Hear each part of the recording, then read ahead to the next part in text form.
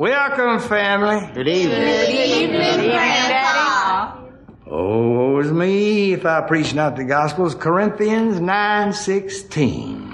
Amen, Grandpa. Hi, I'm Kevin Smith, and the Red State USA Tour is almost over. Can you believe it? It just began, and now it's almost done. We've done 9 shows so far. New York, Boston, Chicago, Minneapolis, Ann Arbor, Indianapolis, Kansas City, Springfield, Washington, D.C. They've all run red. We only got a few shows left. We may be coming to your neck of the woods. Listen very closely. March 22nd, I'm going to be at the Paramount Theater in Denver with Red State for the movie and the Q&A. March 26th, we're going to be in New Orleans. March 28th, we're going to be at the Paramount Theater in Austin, Texas. March 29th, the Cobb Energy Center in Atlanta, Georgia. April 4th, the McCall Hall in Seattle, Washington. And April 9th, we wrap up the tour at the Wiltern Theater right here in Los Angeles, California.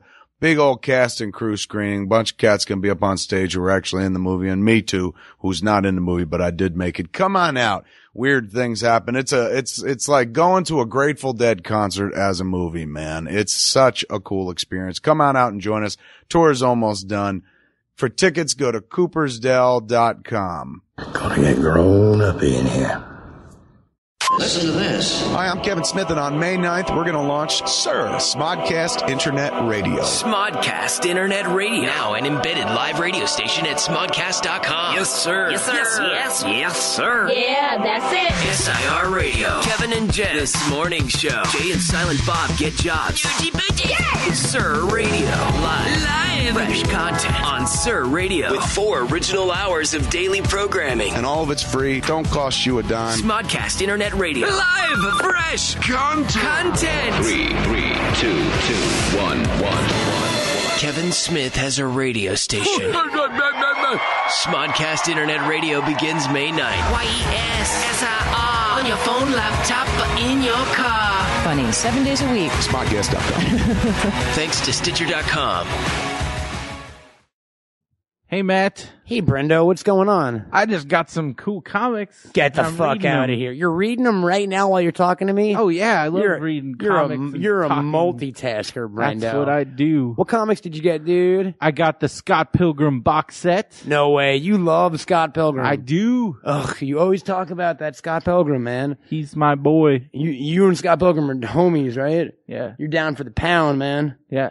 You and Scott, you go way back. Yeah, we're fighting those people. You're fighting his evil exes with him. Yes. You're like, you need some help fighting your evil exes? I'm down, man. I'm a fucking team player. Use me as a shield. That's what he does. That's our He tactics. just grabs you by the fucking back flaps, and he's like, no one can get through me. I got a Brendo shield. So that's how you that's how you do your research, man. You read some Scott Pilgrim comics? Yes. What else? What other comics you got? Well, I've been reading, the new Spike comic from Brian Lynch.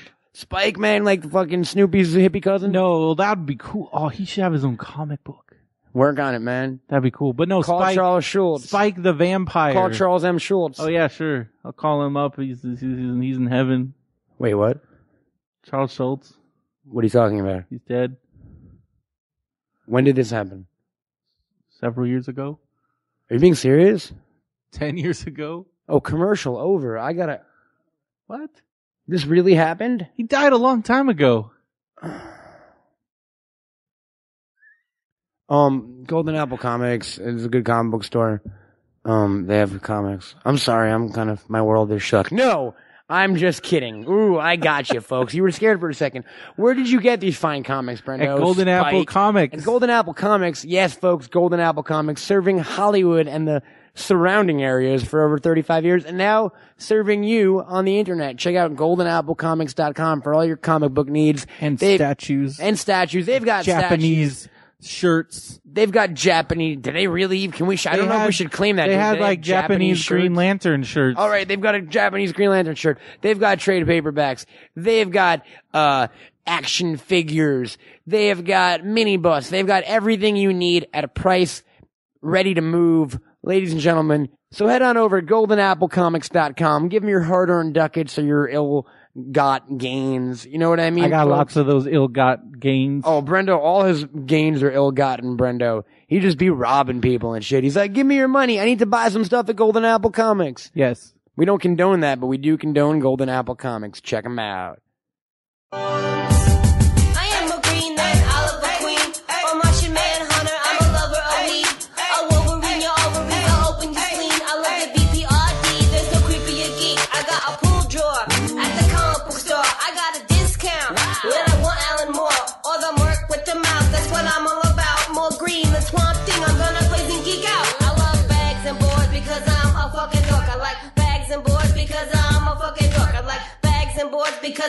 motherfucking dork. My comic book collection gives me an erection. What? Ladies and gentlemen, please welcome Matt Cohen, bagged and boarded.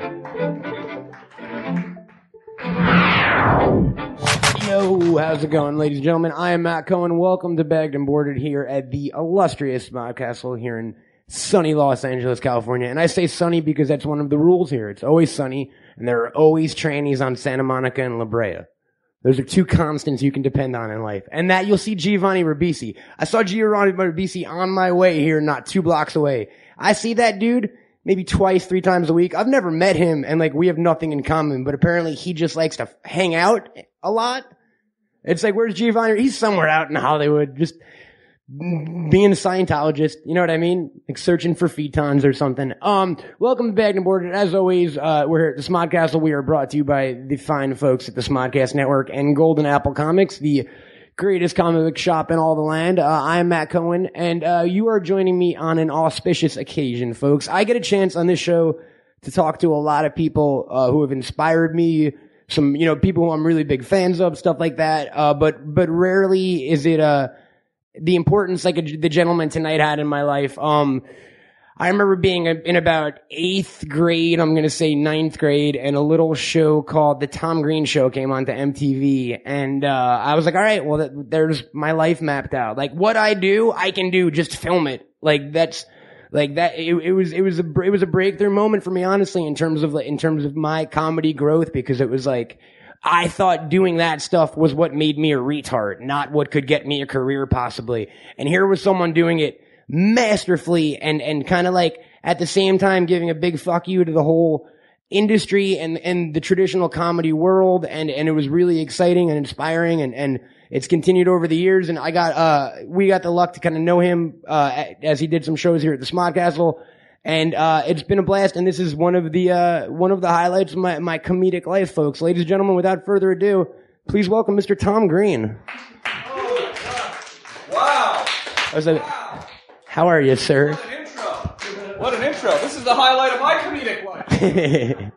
What a crowd. Hosting SNL or me fucking jizzing all over you. No, this is it, man. This is it. Thank you very much. I see you've changed the setup a little here. bit. Yeah, the table's different. It's been a minute, man. It used to be dividing, not to, it is theater of the mind, right? People at home listening don't know what I'm talking about. There used to be a table in the middle. Now it's more of a dais.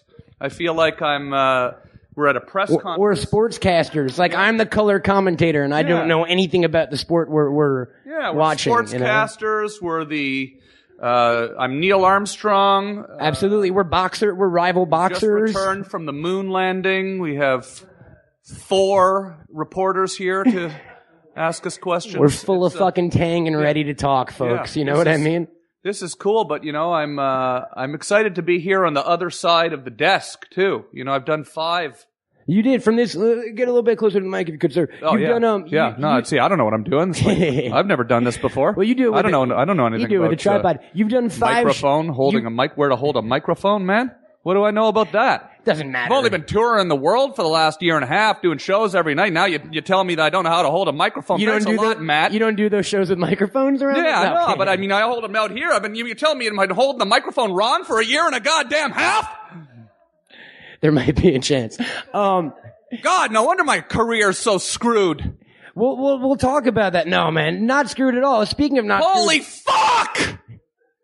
This is what happens. Being a guest. I will never talk about someone's microphone etiquette I ever. I prefer being a guest over being the host, actually. Because you get to scream and shit? You get to, because when you're a host, you have to be polite.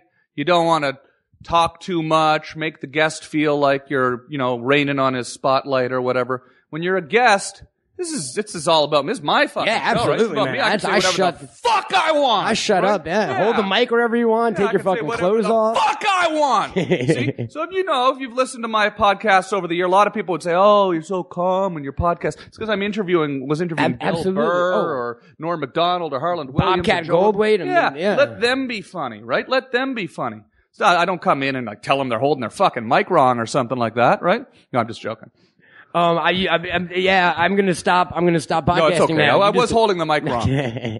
I wanted to make sure the people out there heard everything you were saying. So speaking of podcasting, It's just, I'm sure nobody at home knew I was holding the mic wrong, right? They couldn't see that I was holding it wrong. they might be able to hear it. They might have just thought I wasn't talking loudly enough. They might have been disappointed by that. I though. recognize the entire audience. That's how. It's we have a communal environment. We all have sex after the show. We Yeah. all share clothes. That Yeah. dude's wearing my hand-me-down pants. Yeah, no, I know you. I know you wanted everyone to hear me, and I appreciate that. And I shouldn't have yelled. And No, it's good. you gave me such a nice introduction. It starts to show up and on a then good I tempo. come out and I'm screaming, and I feel bad. No, badly. man. Okay. Not at all. It sets a good pace for the show because if we're screaming in the first 2 minutes, it can only go up from there, right? Yeah. There's some kind of math that works for that. Yeah. You've been doing a podcast for the past year or so, kind of on and off, and you've been doing it here from the Smodcastle. Yes, I love this place. This place is an amazing part of Los Angeles. Absolutely, man. Did you know, before we go back to the beginning, did you know what a podcast was before you kind of jumped in the waters here a little bit? Oh yeah, I knew what a podcast was. Yeah, I'm on the cutting edge, man. Yeah, you're up on the Twitter and that, all that, Friendster and all that. I'm on Twitter. I've got myself a MySpace page. You still got the MySpace? Yeah. Oh yeah. 100,000 Friendster? fans. Well, on there. never get rid of it. Yeah, I'm on Friendster. Absolutely, I got it. No, but I know what a podcast is. It's funny, like when podcasting first started, whatever it was, when they started getting going like 5 years ago or something like that, I thought, well, I'm just going to plug cameras in. I'm going to do a television show, right? And I did all this stuff and, thought Which I we'll was, talk about, so yeah. cutting edge and all this stuff. And then, look what happens. Podcasting takes off. Little Turns did out you people know. just don't want to see. Little did you know you need to do 90% less work and just talk. Yeah, you just plug a mic in and you're done. People don't want to see the people that People don't want to see in general they just anymore. want to hear. People don't want to. They just want to use their ears and not their eyes. Blind people are so in vogue right now. Like, 'cause Yeah. they've been there for years. Oh, yeah. Everything's a podcast to them. You Yeah, know what I mean? absolutely, yeah. They're the cutting edge ones. Oh yeah, absolutely.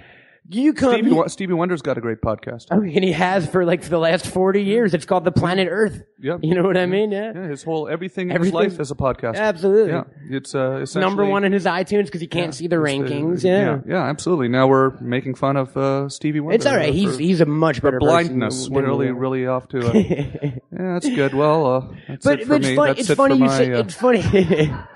Now there goes your duet with yeah, Stevie Wonder. Yeah, really.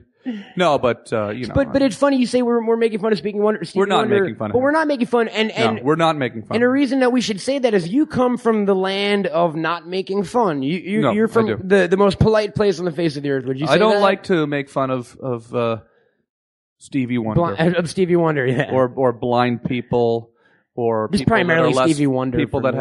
have disabilities. What about lepers? I don't really enjoy making fun of people that are in any way less fortunate.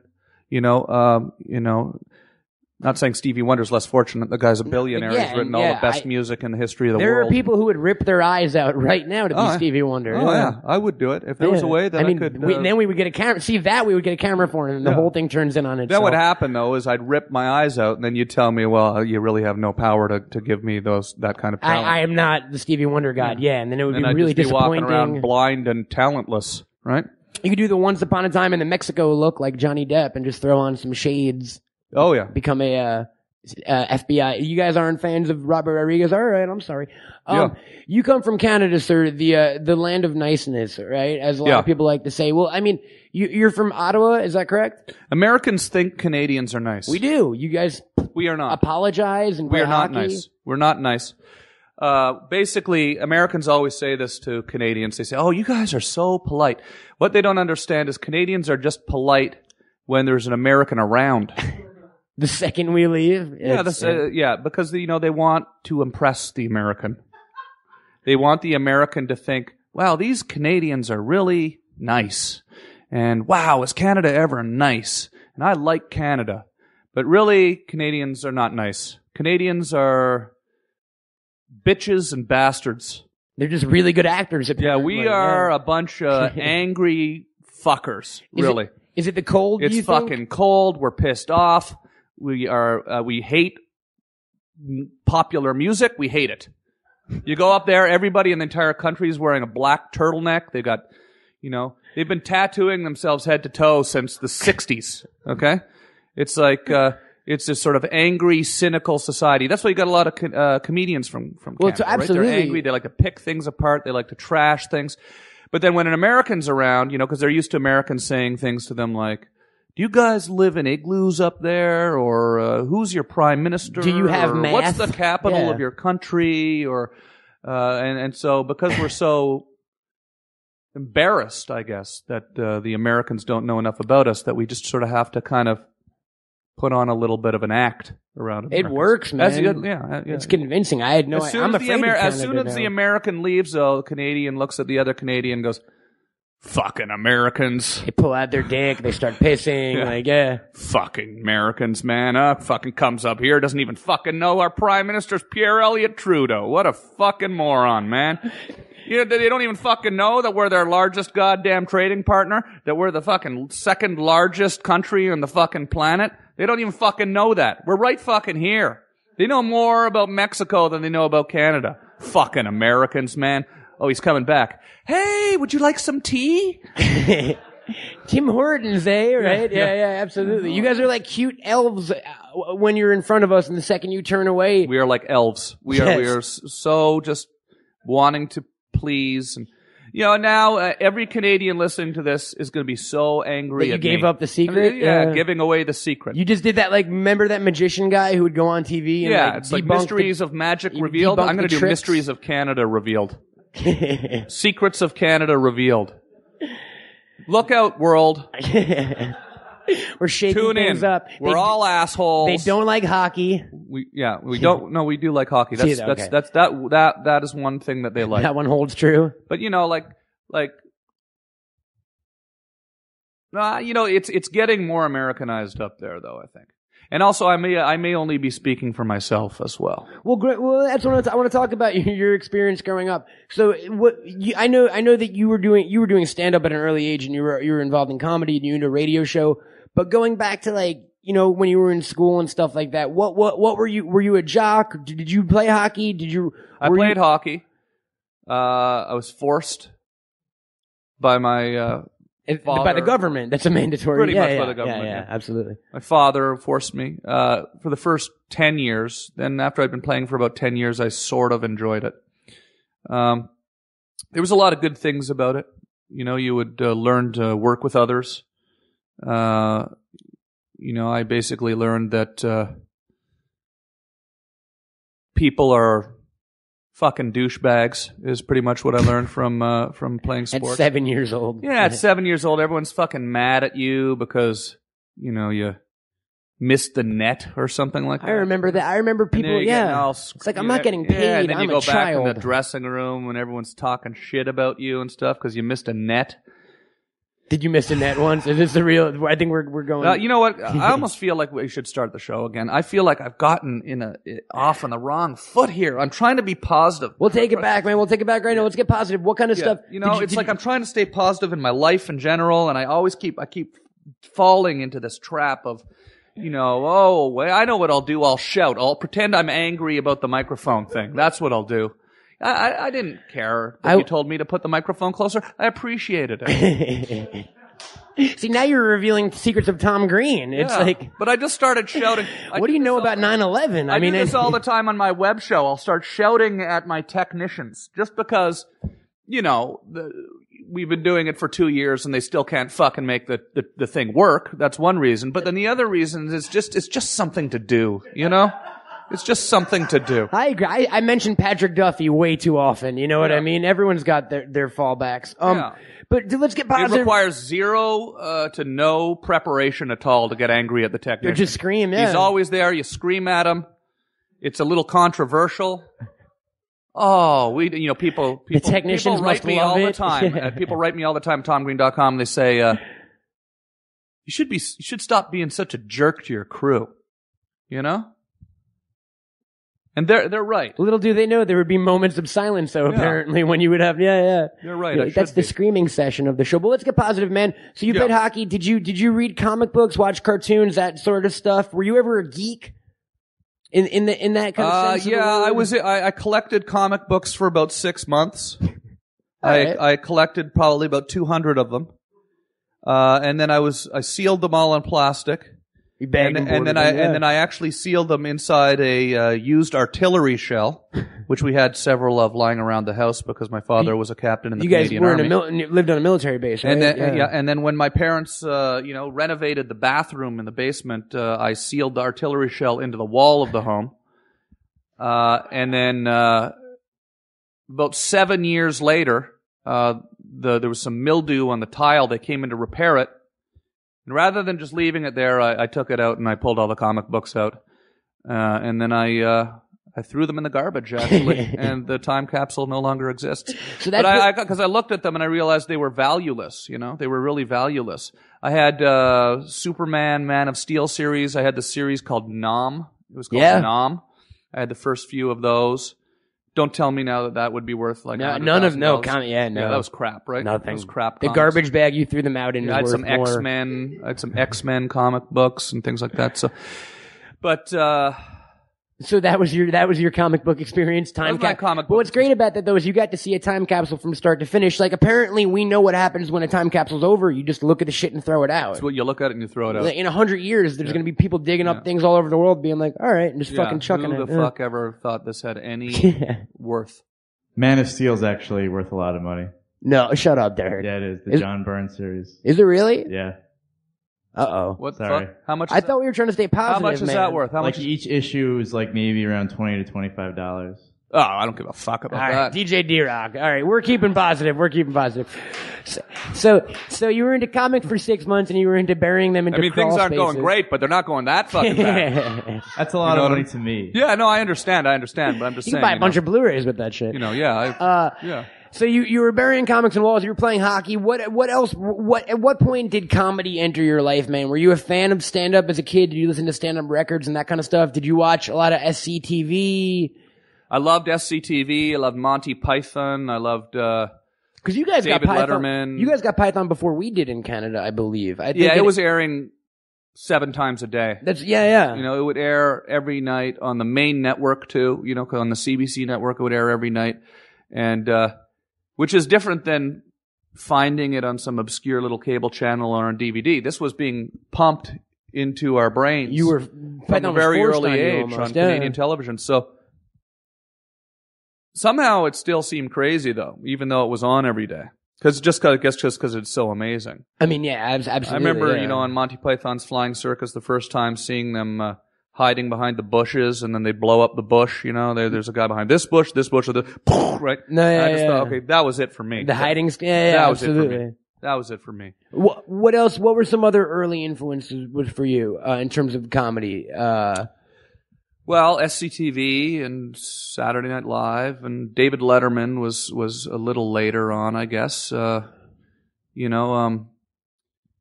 think a lot of it came from outside of entertainment in general, just more from growing up in an army military brat background. We'd move every 6 months to a year. I'd have to make all new friends. No, totally. I'd start flipping out, falling off my chair in class, making fun of the teacher, getting kicked out of the hall. You had to get like years worth of fun. And you get all these laughs, totally. and then you realize, this is actually much more important to me than learning whatever the fuck they're trying to teach me here.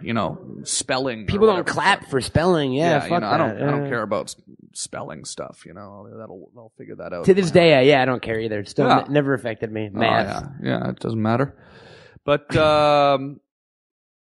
So it came from that, I think. I think I was just sort of also very hyperactive, and then when I saw other people doing it professionally, at that point, I knew that that was something I wanted to try to do. So in like high school and stuff, because you were a big skateboarder always, right? You're still a great skateboarder. I think. A lot of people don't know that. Yeah, I was much better when I was a teenager. You'd be out every day on the board. It would be something that I, lived and breathed. And did you ever want to be like a professional skateboarder? I did, but I think you realize at a certain point that you're not gonna be. Just like with hockey, you realize at a certain point, half the people on my team are better than me. No, totally. Odds are I'm not going to make the NHL. I had that with going to college. I was like, come on. Yeah, half the people on my team, and I'm playing house league, and there's, I'm not even playing in the competitive. So. You are in Canada, though. You never know. I feel like the NHL is 90% Canadian dudes, probably. Yeah, exactly. But you dreamed about it. Skateboarding, you dreamed about it. And I think I realized at a certain point that anything that involved physical skill, athleticism, you can't really learn that. Some people are just naturally gifted with that. Yeah. And I am not. It was always frustrating because, the other guy and my friend and next door neighbor, we'd go down to the rink and he'd be skating circles around everybody. And you'd be thinking, well, maybe if I go down here and practice every day. So you'd go down and practice every day for a year and he'd still be skating circles without trying. Some people's bodies are more designed for speed and they've different muscle mass. They're just So at what point? This is getting too serious. At what point did you realize that you didn't have the speed or muscle mass? About my fledgling. Is that your hockey dream? It's dream. like this is your life, but like a depressing version. Yeah, my or hockey dream not accomplished. Here's that girl that didn't fuck you. Yeah, not accomplished. But speaking of the dream that was accomplished, sir, at what point? Comedy dream not accomplished. But fuck that. At what point were you were like skateboarding, no, hockey, no, comedy is me. At what point did that become the path for you? Because I know you were doing you started doing stand-up at like 15 years old, right? Yeah. Yeah, and was that as a career, or were you like, I just like comedy, I want to have fun? Did you know at that age, like, this is who I'm going to be when I grow up? As a job, I'm going to make people laugh? It was very inspiring when I discovered the Comedy Club in Ottawa. It was a room probably not much bigger than this. And maybe twice the size of the Smodcastle, but a small comedy club. And it was called Yuck Yucks, and I started going down there to watch the other comedians, and I found out there was an amateur night, and I thought, oh, okay, this is amazing. So I, wrote some jokes and went down and did that. And after that I was hooked. I was at the club every, 2-3 times a week for the next 3 years. And this is at like 15 years old, 15, though, right? 16, 17 years old, 18 years old. Because that just seems, you always hear that most people would think that comedy is not, it's not a heavily disciplined field, if that's the way to say it. People think that like, oh, you're a comedian, you fucking wake up whenever you want. But it seems like most comedians have that story of, oh, when I was 16 and all my friends were out drinking and partying, I was at a comedy club 3 nights a week, or I was watching Letterman tapes obsessively, or listening to Howard, you know what I mean? It seems like there's always some kind of sacrifice. Yeah. Yeah, and when other people are being normal, kind of. It was fun, but there was a lot of times where, clearly I would not be, going out and partying with my friends because I'd be, up to some sort of scheme or whatever. But, I stopped doing stand-up. I was too young to be doing it.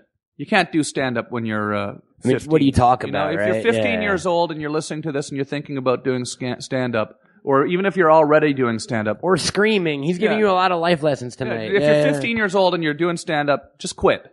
Just quit. Go live your life for 5 or 6 years, 7 years, and then come back and talk about what you learned, what you saw out there. Because, you really, I don't think, can really do it properly until you're at least in your 20s. What were your first stand-up routines like when you were 15? I think I was talking about Saturday morning cartoons, exactly, or cereal commercials. What's sad is I'm 26 and that's my fucking main shtick. Yeah, yeah. But people work into niches. Yeah. So you stopped doing stand up. You started doing a radio show, right? Yeah, a radio show. Well, I was in a rap group. Oh, excuse me, I completely did I miss Organized Rhyme? Yeah, we got this record deal, and that's sort of why I stopped doing stand up. I went and pursued that for a couple of years. MC Bones, right? Yeah, Organized Rhyme. Yeah, we're on YouTube. Watch it on YouTube. Everyone, the thing is, Organized Rhyme. You tell people that Tom Green was a successful rapper, and they're like, "Come on!" But you tell a Canadian person that, and they start going, "Check the OR." I mean, that song was. You guys were like the Canadian Beastie Boys with that single, kind of. Right? For one amazing summer, we were. Yeah. That's what I've been huge though, right? But you would turn on the radio and actually hear it on the radio. That's in before your car, your comedy success. Was, on how did the that top come 10 about? at 10. How did that come about, man? Were you always rapping, or? I was. It started out. It was basically an excuse to get up on stage at the Christmas concert. I at school, in high school. They'd have all the bands. Yeah, like a talent show or whatever. And I wasn't in a band. And I really liked rap music, and I thought it was a good outlet for comedy too. You know, just writing funny rhymes and stuff. Yeah, you know, and it was like it was fun, but you know, it's kind of led me to do a public access radio show, and then that led me to do this. It went on this TV because show you did Organized Rhyme blew up, and then you did an album as MC. We did a public access show. Bones. Then I was on MTV. Now I'm doing a television show in my living room. So that's the transition. Things are going so well. does that mean in 10 years, like everyone on full circle? Yeah. Everyone on like I'm going to start a rap group again, then move back in my parents' basement. I just love the concept that everyone on MTV after like 12 years winds up doing a show from their living room. Yeah. So like True Life, I'm a teenage mother or whatever, has like a radio show in her living room with her kid as her co-host and shit like that. I want to be on that I'm a Teenage Mother show as one of the fathers. You could try, man. I mean, That'd just find cool. where they That'd film. Be I'm sure you still got MTV I could Connects. impregnate a 19-year-old, right? Yeah. I could impregnate a 19-year-old, and that'd be my way back on MTV. Yeah, That's absolutely. how I get back on MTV. Holy shit, we just fucking figured it out, dude. Matt. I'm back. I'm back in the mainstream. He's back, baby. I'm back in the goddamn mainstream. Someone find us a 19-year-old. Someone with find me a questionable 19-year-old ethics. girl to impregnate. I'm back on television. But let's speak about how you first got on television, man. So you were doing a radio show, a late night radio show, right? Yeah. A rap show after Organized Rhyme was a huge success. It's called The Midnight Caller. The Midnight Caller. And when you were doing it with Phil, not Phil, but Glenn Humplick, right? No, he was on a show after me. Okay. Yeah. But I'm not legally allowed to talk about him. Okay, and that will sum up a lot of questions a lot of the listeners had right there. Yeah, no, I know people ask me about him all the time. There's your answer right there. Well, actually, I can't even say why I'm not legally allowed to talk about him. I don't even know if I can say I'm legally. It just I think adds to the mystery, man. Yeah. So we'll leave it at that. That's fine. So there's your answer, fans. Take it or leave it. Yeah. That works, man. No. So from that, you can find him though, man. We're living in a connected world. Just find him and ask him yourself. Should I have him on my? You're telling me to? Like I should have him on my podcast? I'm telling the listeners. I'm telling the listeners. Oh, okay. You can find him. We're in a connected world. Although I think he might not legally be allowed to talk about me you either. in return. Yeah. So there's a lot of yellow tape, red tape, different colored tape. I wish I could talk about him too. So I got a lot to say about him. I mean, if only there was a way. Yeah, you know. But unfortunately, did the laws apply in America? Or are they only Canadian? Did we just find a loophole? My lips are sealed. You know, the Smodcastle is a sovereign nation, and I will say though that he, was, we had a lot of fun together, and it's, sometimes people just move on in different directions in their lives, and this is what we've all done, and I think part of it is distance. You know, I'm here in Los Angeles, and he's up in Tuktoyaktuk in northern Canada. Well, that's his problem right there. Working in a small fishing village. Did he go Eskimo? He went Inuit after the show? We can't legally say for sure, but he may have gone Inuit. Yeah. It's a good chance. Once you go Eskimo, you never go back. So you made the transition from doing a radio show to a public access television show, and you started filming stuff. Is that basically how it happened? It went Organized Rhyme, radio show, and then you had the Tom Green television show on public access. Yeah, it was on the Rogers Community Cable. So when did you start? Did you start filming stuff before that show just for fun, kind of the bits in the street and stuff like that? Yeah, but I part of it was that was where I got access to the television equipment. Was at the public access. You actually got the cameras from them and stuff? Yeah, because it wasn't that easy to get a video camera back then. I mean, one of my friends had one because his mother owned a dance studio, so she had to have a video camera, and so we would sometimes sneak out and film bits with that. That was the first time I had my hands on a video camera. And they were dancing. We didn't have any editing equipment, so we would. It's funny. I'm talking about this now like it sounds like. At first I think, this probably everybody did this, but now I'm realizing, no, I'm fucking old. So probably a lot of people listening don't actually wouldn't even believe they were born with fucking iMovie or whatever. Yeah. QuickTime movies totally. whatever, Quick Movie, right, on their phone or whatever. You could edit on your phone. Yeah, they have you could iMovie on your phone. But we would plug two VHS machines together and cut, and you'd cut a little movie, and every edit there'd be a static for about 3 seconds, so it actually didn't even really work, you know.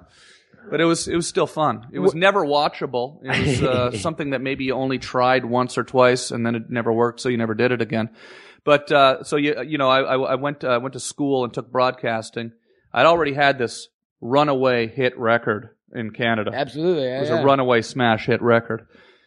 So when I went down to the Rogers Cable, they gave me a show right away. I pitched them a show, and they thought that because you were like, I'm OR's MC Bones. Yeah. It was like it was like the Canadian version of MC Hammer walking into the Smodcastle and asking if he could do a show. Absolutely. Even if he still wants to. He can just talk about Jesus for an hour. That's all he does now. Give him a week. Yeah. Yeah, you'd have talk whatever he wants about. Yeah. Yeah, absolutely. So, were you someone who, because seeing your show, and I mean, even in years later, they released the earlier public access stuff, I believe, or on DVD, or some of the pre-MTV stuff. There's a lot of fucking bravery that goes into what you do, man. In terms of like, just fucking with people and not being, were you ever afraid? Was there a transition to the point of like, okay, I'm someone who can now go into public with a camera and a microphone and be this ridiculous kind of character and not be afraid of consequences, or? You know what I mean? Because at first, was it just like, oh, I don't give a shit? Like, I think I was always afraid of the consequences. Always was. That was what made it exciting. I mean, it was the rush of, but I was more afraid of people not watching the show. I realized that people would be more likely to watch it if something crazy happened. So, we would be pushing it all the time. Otherwise, it would have been a show about books, right? Yeah, exactly. Yeah, totally. Kind of had to push it a bit, and I kind of felt like it was fun to watch people get flustered, on camera. Especially adults. Yeah. And that's an understatement for some stuff that went on. When your parents when you're a teenager in your 20s and you've been having all these adults tell you what to do all these years, and then you can sort of stick a camera in their face and piss them off, right? That was pretty fun. I enjoyed that a lot. And they deserved it, too. Every single one. So go back and watch the show. Just because of their adultness and their bad people. full adulthood that they were their experiencing. Gray hair and 401ks and shit like that. But hey, can I cut in and say something real quick? Hit me. Can I promote my shows this weekend? Yeah, absolutely. Sometimes people like say tune out on the podcasts, right? Like they'll listen for 20 minutes and then they'll stop and they'll go out and get a sandwich, cupcake or something like that. Sandwich cupcake. So just before before people, I'm doing shows. Yeah, absolutely. You're doing stand-up this weekend. Yeah, I was excited that you asked me to come on. In Los Angeles. I came on here to promote my shows. Absolutely, yeah. To the Smodcastle audience. The bagged and boarded listening. Yeah. We got some people. Could I ask you a favor? Could you tweet it? Absolutely, man. Absolutely. Followers? Yeah. You probably have a lot of followers. We got some combined followers with all the different Smodcastle accounts and all that. Yeah, you probably have a lot of followers in Los Angeles. You've lived in Los Angeles a long time, have you? 3 years. You know anybody in Los Angeles? A few people. Okay, so you know a few people, right? I know like 3 or 4 people. I just need 3 or 4 more people. You got it. Come down there to the Flappers Comedy Club in Burbank. I'm doing 4 shows. Oh, nice. And it's not often that I get to do a full weekend in Los Angeles because I'm touring a lot. So it's kind of exciting. I'm very excited about it. I'm doing 4 shows, 4 full shows, 2 on Friday and 2 on Saturday night at Flappers in Burbank. It's a great comedy Friday, club. April 8th and Saturday, April 9th. Yeah, Flappers in Burbank. This weekend. Yeah, if you guys listening to the show right now, it's either tonight or tomorrow night. And we'll go out on Friday. Yeah. This is going to be posted before Friday. Yeah, absolutely. So get down. Yeah. Yeah, it'd be like, if you post this on Monday, then it's not going to help you. It'll help me at all. No. So we're not going to do that. So come down to Flappers and you get to see Tom do some stand up, which we're going to talk about in a minute. But I'd like you to come down and see what I'm doing. Absolutely, man. Yeah. And I'd like you to come down and see what I'm doing. That's been your thing lately, is stand up this year, right? And we got some big stuff coming up, and we'll touch on that. But let's jump back. So now they got their cupcakes, they got their sandwiches, they're good. They're ready for the second round. Yeah, absolutely. Yeah. Television show is going well. You got the public access show. It's happening. You've done it for a few years now. How did MTV happen, and how did that change things for you? We got picked up by a real network in Canada for 2 seasons first. The Comedy Network. Okay, absolutely. And this was my first sort of job in show business. And we took all my stuff that I did on Rogers, and we shot a whole bunch of new stuff for the next 2 years or so. And this was exciting. It was a job. It was actually, I was able to focus on it full time. it wasn't a highly paying gig People, or I mean, you anything, had to pay for the public access show, right? Well, no, we just Or just you didn't make any. I mean, didn't make any money. it was It a was a public access. voluntary Yeah. thing. So this was a real gig with Yeah. the Comedy Channel. Yeah. Yeah, exactly. Yeah, and then we really I got kind of serious about selling this thing. I had devoted 7 years at this point of my life to, we'd probably shot about 700 or 800 bits, out in the street, which are, many of which I haven't, are lost forever. I've never been. You can't even find them. Yeah. I may have access to them, but there's a lot of stuff that's just not been seen since. And I do actually have a vault in Los Angeles all the tapes? full of videotapes. And there's that's one funny thing that people might not know who are listening, who have maybe followed some of my videos. I'd say probably only about maybe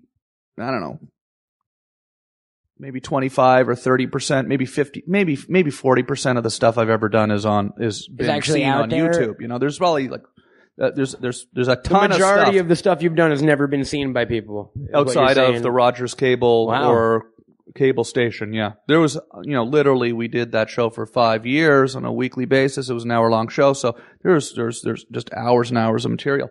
But someday we'll maybe that's slip like some of that out there. Yeah. But I had all these tapes. There was no turning back now. I painted my parents' house plaid. I Done the painted the Slutmobile, lesbians on yeah. the car. I'd done a lot of. I'd sucked off 3 different cows. You'd in committed 3 yourself different to your countries. art. Yeah. And it was time to. That was the MTV pitch. It's like, look, once you've taken a cow dick / udder in the mouth. Udder, sorry. It's not a dick. It's not a dick. I never put a dick in my mouth. All right, udder.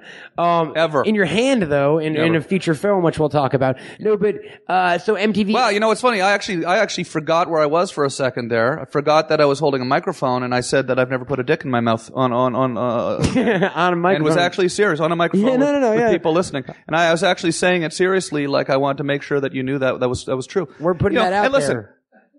I don't even want to say there's anything wrong with that. It's not for me personally. And that's I'm not like all we're somebody saying. that's got some big problem with it. No. Not at all. Just not for me personally. Never done it. Yeah. I've had mine in people's mouths. Women's mouths. A couple times.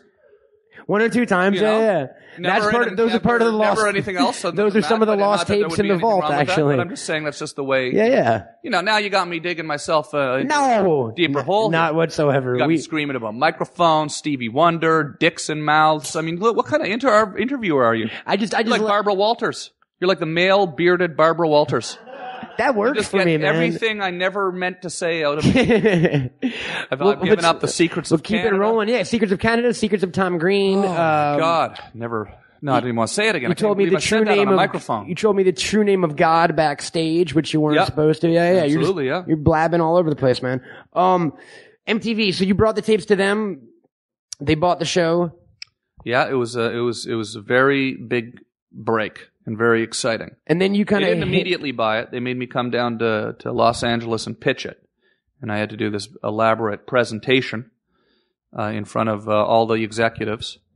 And I walked out into the room full of MTV executives with a backpack on, with several cans of shaving cream in it. And when I was finished giving the presentation and showing some videotape, I was actually specifically asked by the person who brought me down not to show the cow udder sucking. Yeah. That because he didn't want me to, show the MTV executives, myself sucking a dick, basically. I guess. Myself sucking a dick, They might not use that on television. Little did we know, right? So I did show that anyways, even though I was told not to. And then I pulled the shaving cream out and I lay down on the boardroom table in front of everybody and I covered myself in shaving cream head to toe and started screaming and thrashing around on the ground the way I used to do a lot more. Thrashing was one of my big things. The trademark Tom Green thrashing. One of the things I like to do a lot was cover myself in liquids and thrash around for no reason. So I began thrashing around, flailing wildly, screaming, I want to be on MTV, I want to be on MTV. Then I got up and walked out of the room. I think that's how Angela Lansbury got Murder, She Wrote. Yeah. Same thing. You know what I mean? Yes. Classic Yeah. Hollywood thing. So that happened, and you kind of hit the mainstream because I'm not Canadian. Obviously, you can tell by the horrible accent I have.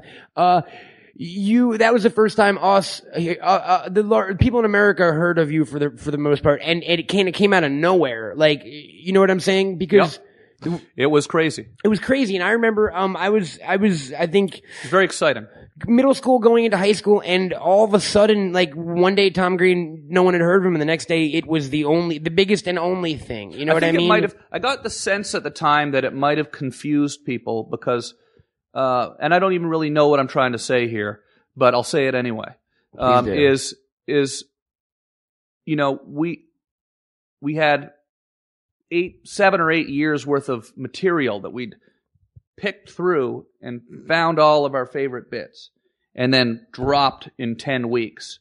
And so it hit hard because I don't think, when you normally launch a show, it takes you, a year just to figure out what you're doing. Material, yeah. And nobody knew that we'd been doing it for 10 years or 7 years or 10 years if you included all the other stuff. So I think people might have thought, oh, this guy's coming out of nowhere. This is weird. And it was very strange. But, really, we'd been doing it for a long time at that point. And if you really were paying attention, you would see in those bits my hair would change. And you would my get younger. weight would change. Yeah, I'd look absolutely. different ages Yeah. from, one clip, I'd have long blonde hair, and then another clip in the exact same show, my head would be shaved, and I'd be 20 pounds lighter, So there were ways to check the continuity errors. Yeah. What was it like for you? I mean, obviously you just signed a deal with MTV. They're a massive fucking network. You expect that is the big time. But what was it like for you becoming what you did for that time? The other thing is, it's funny, and I don't think that Americans realize this either, is we didn't have MTV in Canada back then. At all. We had much music. So I didn't grow up watching MTV. And I got to MTV. I was basically watching MTV for the first time when I was there working at MTV. And I'd heard so much about MTV. And then I started watching MTV, and I was kind of, I was basically looking at it saying, well, I don't get it. Yeah, I'm confused. Why do people there was Celebrity Deathmatch, which was, kind of cute or whatever, and then there was The Real World and Road Rules. That was all that was on. And TRL was big and back TRL, then. yeah. That was all that was on, though. And they'd air every episode of every show 25 times a week. So you'd turn on the network, and they'd be airing the same episode of Road Rules all day. And I'd be just watching, going, what kind of fucking network is this? That they're airing this ridiculous show all day, right? And so I wasn't first of all, I wasn't in any way intimidated by it. I hadn't grown up thinking, man, would it ever be cool to be on MTV or, So there was never like, this is a big business. This is one of the big giant networks. It's just, I was able to extrapolate and figure out that it was a big deal, and I understood that was a big deal, and I'd heard the Dire Straits song, I Want My MTV. We got to move these refrigerators, I'd heard all that. So I knew it was a big deal. I mean, fuck, Dire Straits were singing about it, right? Dude. Dire Straits are fucking huge. Massive. But, still are to this day. Yeah. But, kids look up Dire Straits. So there was an element, and then they started really wanting to change my edits and re-edit things. And when I say they, it wasn't MTV. It was a couple of people specifically that were working on my show would come in and sort of take all the crazy music that I'd put in out of it and put in sort of a Will Smith instrumental from the Wild Wild West soundtrack or something like that. Which we all know and love. I mean, we're not talking shit about Wild Wild West, of course. No, we're Will Smith for that matter. I just don't want his instrumental in the fucking Slutmobile. No, So it was annoying, and so I kept, and they wanted to, a lot of my show was going out in the street and messing with old people, like people that looked like, like adults, and because they reacted better, you thrash around on the ground covered in skin cream or spray a fire extinguisher in your face in front of a bunch of 15-year-olds, and they kind of giggle and laugh and walk. But you do it in front of some old lady, she'd like, it's the end of her life. She may die on that spot. Exactly. Yeah, totally. She might actually die. Yeah, and but then they would say, the editors at MTV and the producers at MTV would say, well, we have to take out everybody who's over the age of 30. We have to remove them all from the video. So they'd take them all out, and then I'd put them all back in and say, that's the funniest part. So they'd re-edit like a bit where, I was going out in the street with a megaphone and yelling at a bunch of people. Yeah, we're doing the song, The Lady in the Purple Dress or whatever. As an example. and they'd take all the shots of the people out. And they literally just edit it so it was just me walking around yelling with a megaphone. And not showing that you were commenting on actual people. Yeah, never showing the reaction shot because the people were over the age of 30. And, it was so stupid. Was there a rationale that they didn't want you making fun of older people, or they didn't want viewers to have to look at old people? They didn't want on MTV? old people on the air. That's what they didn't want anyone over the any age capacity. of 30. And it was so stupid to me because it was obvious that they picked the show up because it was funny, but they didn't even realize what they were laughing Why at. it was funny or They why it didn't was realize working. what they were laughing at. They were just laughing as they watched the video, not really analyzing that, oh, I'm laughing because of the look on that old person's face, the look on that. They just figured, oh, he's walking around with a megaphone saying, white pants, that's funny. No, it's not funny. It's funny looking at the old lady with the white pants. You need to see the lady with the white pants for white pants to be, I mean, there's context here, so folks. it was sort of this back and forth thing that went on and on and on. And so, and then we'd go shoot bits, and every time we shot a bit, there would be this debate about whether it was funny or not, right? And, some were much funnier than others. And everybody's opinion was completely different on what the funniest stuff was. But I had been doing this for a long time, playing it to audiences. I knew the kinds of things people laughed at, right? So, I would get in these massive nuclear war arguments with the producers on the show. And eventually I would win. But it would really require me to really put myself in terms of what was funny and what wasn't? No, like, we're not going to air this bit where you brought these two old ladies out to a farmer's field and threw hot dogs at this thing. And, that's not funny. That's just stupid. We're not airing that. And I'd say, no, it's funny. It's ridiculous. Why is it funny? Well, I don't know, the ladies are funny. We're throwing hot dogs at a thing. It's funny. It's just funny. It makes me laugh. I know people are going to laugh at that. The way, look at the ladies, the way they're talking. It's not funny. We're not airing that. And we got to air that, man. And they know we're going to air this one instead. And the one they'd want to air really wasn't funny. Yeah. It was something that they'd written and asked me to do. So I'd play ball and go do it so that they'd let me do the other thing.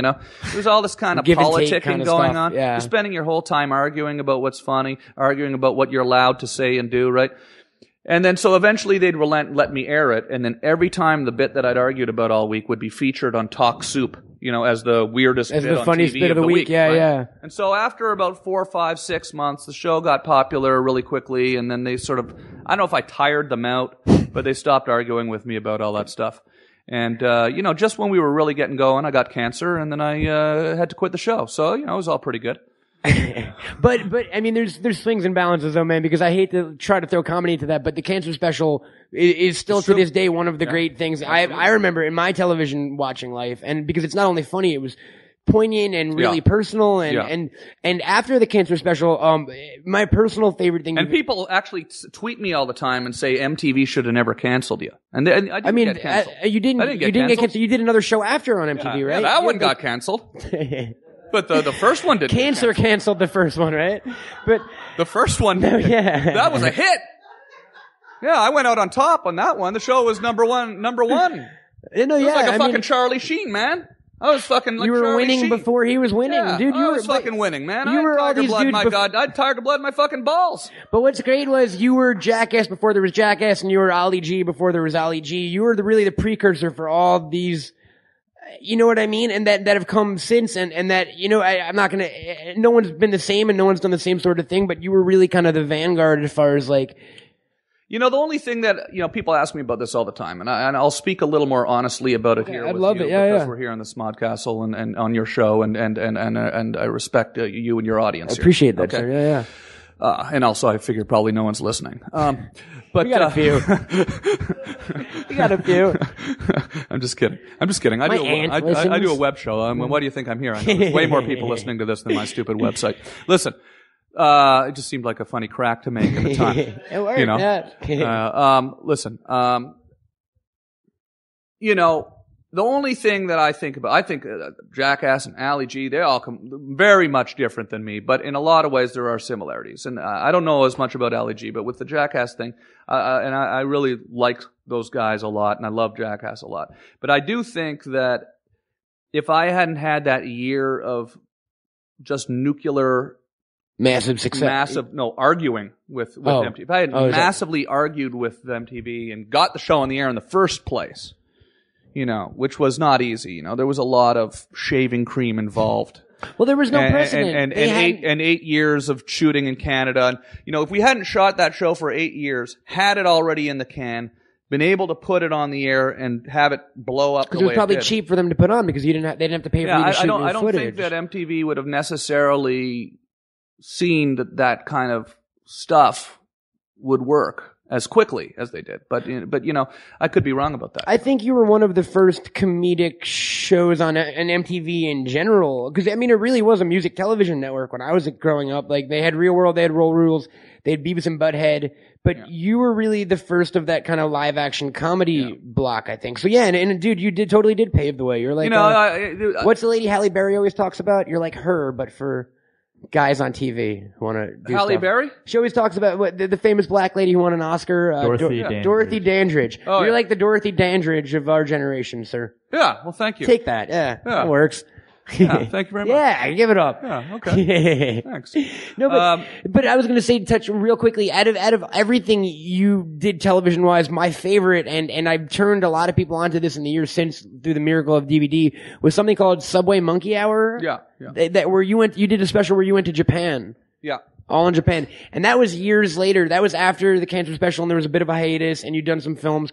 That to me always seemed like that was the purest of the MTV stuff. Is that a fair assessment? Like they just let you kind of go wild? Well, it was always nice when you got out on the road because you were away from the executives. We were in Japan for 11 days and we went and did whatever we could. You did that all in 11 days?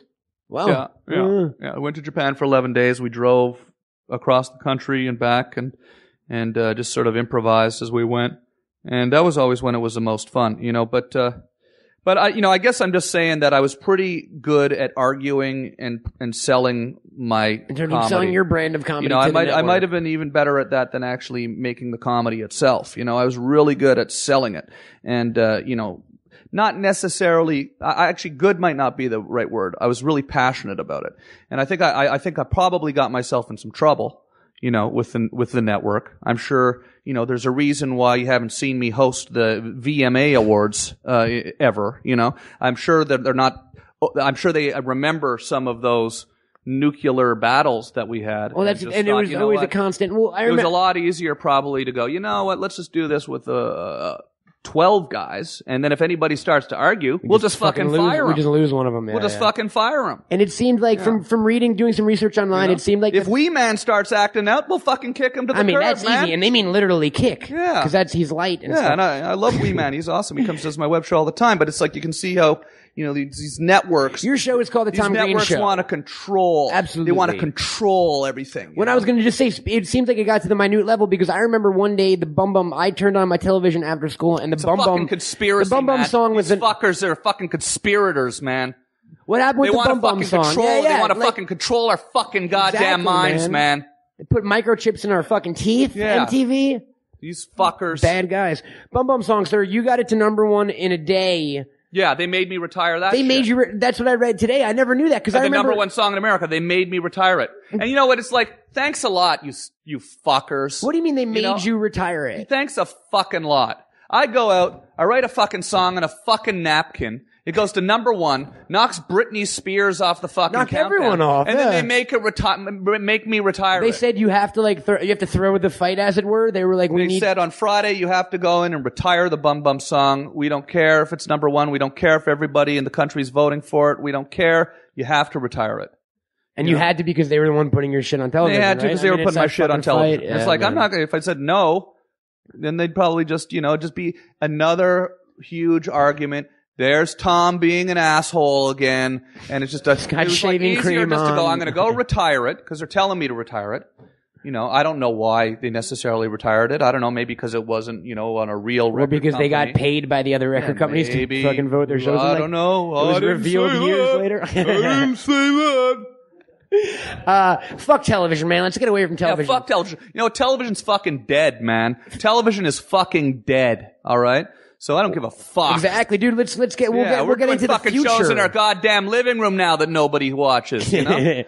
But we're also doing feature films that people Actually, did no, watch. I get a lot of views on the website. Dude, you get a ton my of highest views. rated episode. You know my highest rated episode on TomGreen.com? Which one? My highest rated episode on TomGreen.com has 4 times more views, 3 times more views than the highest rated show I ever had on MTV. What episode? 8 million What episode views. would that be? 8 million people watched the episode with Kat Von D. Okay, yeah, absolutely. On I've seen that. TomGreen.com Yeah, alone. totally. On TomGreen.com alone. And that's not even YouTube clips and shit like that. Not even YouTube clips. We'll get to the internet in a minute, and that's where it went. But for a minute, sir, Yeah, we only had maybe 2.5 million people watching not an that many episode people on have MTV. fucking cable television. Fuck, I mean, man, the we don't internet. fucking need them anymore, man. We don't fucking need them anymore. And you know what? Another place a lot of people got to see you, sir, is in your film work. Now, you've been in such films as Road Trip and Yeah. Superstar. Uh-huh. And a bunch of other stuff, but I think Freddie Got Fingered. And I was leading it up to there, Stealing man. Harvard. Well, Stealing Harvard, but Freezer Burn. Bob the Butler. Shred and Shred 2. The Shred Cool? Yeah. Freddie Got Fingered, man, is one of, I think, the most underrated gems of all time. And I think it depends who you talk to. I mean, if you talk to recent years, I think a lot of people have come around on it in a big way. Yeah, you wrote and directed and I met a guy in starred. Cleveland that said it was his favorite movie he's ever seen in his life. I know people whose Freddie Got Fingered is their favorite comedy I met by a guy far. in Cleveland who said that. Uh, No, people say that to me all the time, actually. I mean, dude, they're probably just being polite, but no, but it's a great film. probably just trying to make conversation. Oh, hey, you're that Tom Green guy. I love that movie. There was Freddie. Oh, yeah, favorite movie ever. See ya. It's Sausage Dance song. Yeah. No, I've actually been completely amazed, and it's been a very vindicating experience doing stand-up because I've toured the world this year, and people come up and they yell, "Daddy, would you like some sausage?" from the crowd, and people really do have grown to love Freddie Got Fingered. Absolutely. So, I mean, people are clapping. Yeah. I mean, dude, the movie. that guy just clapped. See that guy over there? There's so many repeatable lines and stuff like that, and I think the movie is gaining. It's becoming a real cult kind of film, and I see websites online, and I like a lot of people. We put out for some Facebook and Twitter questions. Everyone, when is there going to be a Blu-ray release or a special edition or a sequel, even stuff like that? Well, it accomplished what it was meant to accomplish, which was it was supposed to piss people off, and it was supposed to piss off. It was supposed to piss off 50% of the people. Really, was the way I looked at it. I looked at it like 50% of the people are going to be really pissed off, and 50% of the people are going to love this thing. Now, unfortunately, it's not until 10 years later that that's maybe the ratio. At the time, it was 99% of the people were pissed off, and 1% of the people liked it, and the 1% was me and my mom. But over time, I think as the heat died down from the local entertainment reporters slamming the movie and stuff, and people just sort of seen it without any expectations. Give me one. Someone just walk out the door. Yeah. I think. So either someone's robbing us or someone went to the bathroom real quick. I'm sorry. 50% of of the audience just walked out. Yeah.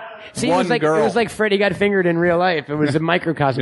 No, but you're 100% right. I mean, because I'm going to flat out admit something. I remember the first time I saw it, I was a huge fan of yours. It wasn't my favorite movie ever made, but that movie might have grown on me. Yeah, like a virus or a mold or something. 100%, like a fucking comedy virus. So, man, you pick up shit every single time you watch that movie. There's stuff you didn't notice. You know what I mean? It really is kind of layered.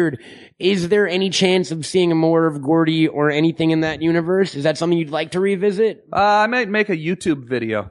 Get the cast together for a YouTube video. Yeah, I think like the collective world just fucking got geek boners. That's really I've exciting. thought about this recently. I tossed around the idea of actually doing a full-on sequel with a entire budget and with 20th Century Fox and all this stuff. And I called over.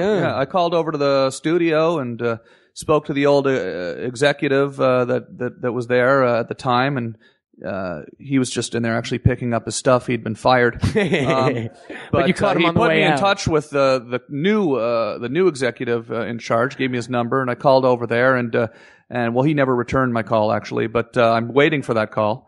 And I would do it. If anyone knows him, let's just put it this way: if you want to, if you out there listening to this right now, hearing my voice, if you are one of the many tens of thousands of people that are listening to Bagged and Boarded right now with Matt Cohen, and you want a Freddy Got Fingered sequel.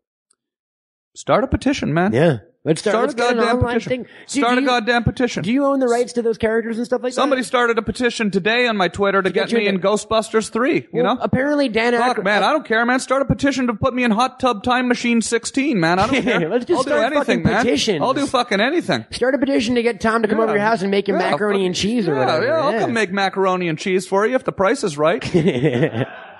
Dan Aykroyd, speaking of the other petition, apparently Dan Aykroyd recently said in an interview that he would like you in Ghostbusters 3. That's the word out there on Twitter. You know what? This is all what I've read on Twitter. It's conjecture. In the last Me too, because I 24 hours. haven't heard it myself, but I've read it. Obviously, that would be an extreme honor, and I don't know that that's true. But I'll tell you, start a petition, man. Do it, yeah. Start a petition. Macaroni and cheese. You know, I got to Ghostbusters. host Live Aid in Canada, the Canadian Live Aid. I hosted it with Dan Aykroyd. Dan and I hosted it together. I'd never met Dan Aykroyd before, and I showed up, met him. He was the coolest awesome.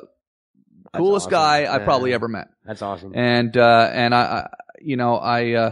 he actually, after we finished Live Aid, he said, you want to fly out to my cottage with me in Northern Ontario, or in Ontario. And we flew out there together, and he made me a nice meal, and we hung out all day, and then he put me in a limousine and sent me home to my house in Ottawa, which is 2 hours away, and it was an amazing. So apparently Dan Aykroyd is a stand-up guy, right? That's he the is moral the coolest. of that story. He is one of the all-time coolest guys I've ever met, and the only I have a lot more stories about that day up at his place, but I just don't know that I should tell them. Not for the podcast. It was a private thing, and it was a private thing. No, it was his private world. He really he's an interesting dude. Did man. me a He's total into- solid and invited me right into his private world and his family and his that's beautiful awesome. home, and showed me some things that were just completely unbelievable. That I can't even. Does he have the actual Crystal Skull from the Crystal Skull vodka? Like he's got. This was before he was doing that. Okay. I think at the time he was actually getting into that, though. We was working with Patron That's vodka, cool, man. Yeah, Patron yeah. tequila at the time. So, but That's a trip. one of the So all-time start a coolest, petition. One of the all-time coolest comedians and Canadians ever in the history of the world, Dan Aykroyd. Start a petition to get Tom in Ghostbusters. Start a petition to get Tom to hang out with Dan again. It just start petitions all over the place. Freddie Got Fingered too. Freddie Got Fingered too. Do you own the rights to those characters, sir? I don't know that I do, but Because we live in a world where like you could shoot a movie and put it out on iTunes now. You know what I mean? Yeah. It's not the same kind of old studio. I mean, I have a feeling that if I did that, there wouldn't be a lot of people coming after me for it. They don't have a legal team assigned to Freddie Got Fingered. Oh my gosh, he's done an iTunes video of Freddie Got Fingered. They probably would just never even hear about it. Let's just hit the other before we get to what you were doing for the last few years. Let's just hit two quick things real quick. You've done two things that I am incredibly jealous and in awe of. You have hosted Saturday Night Live. That was unbelievable experience. Very scary, exciting, crazy experience. Anything? I mean, were you there the whole week with the whole cast and everything? I was, yeah, absolutely. Was it intense? Was it nervous to do? I mean, you performed for years, so I mean, you probably weren't nervous about the live factor of I was it, very but- nervous about it. I was very nervous about it. Yeah. I mean, I hadn't really ever done anything theatrical live like that, where you have lines and other actors and everybody's Blocking got lines and stuff like that. Yeah. And so it was a really interesting experience. I mean, I think that if I could do it again, I would do a lot of things differently.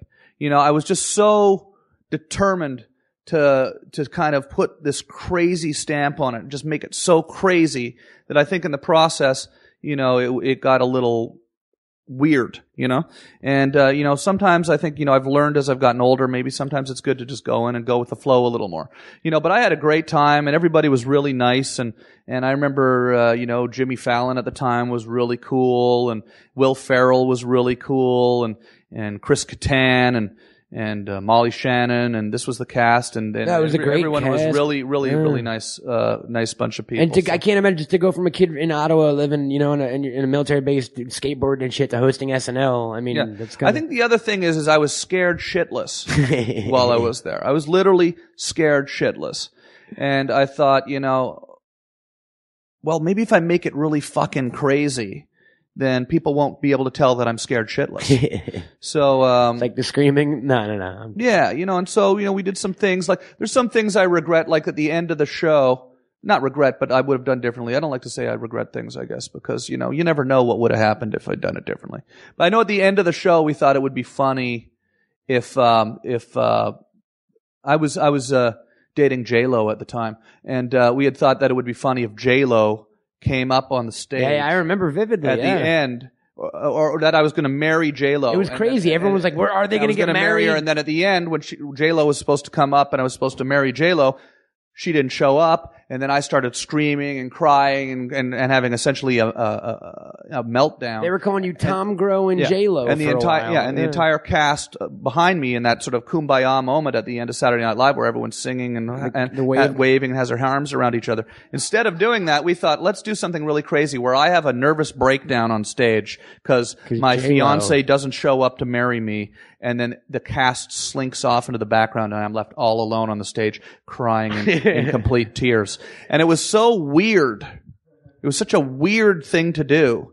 The experience ended where the end of the show, I didn't have that nice positive feeling of music and everybody smiling and laughing, patting each other in the back.